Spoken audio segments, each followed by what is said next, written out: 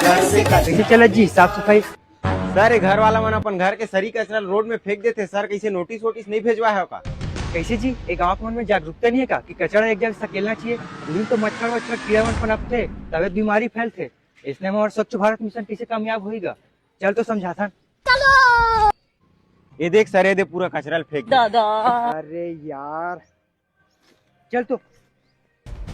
कौन हो जी? कहाँ होगी जी? यहाँ का कचरा फेंके तुम्हारे घर के सामने में। अरे मैडम फेंक दी सोई जी, माफ कर। इसने स्वच्छ भारत मिशन कामयाब हुई का जी? अरे माफ कर देना रे भाई। बेकार माफी मांगा था तो मैडम माफी मांगी, बोला समझाबो। मैडम आ तो का हो गए? मैडम घर और कचरा उचड़ा है का? ते है ना बने काम करे कर, समझ गए? कल से कर दुआरी सबो कचरा साफ कर दे भाई। हाँ सर। अभी मरवा दे रहे। हाँ हाँ।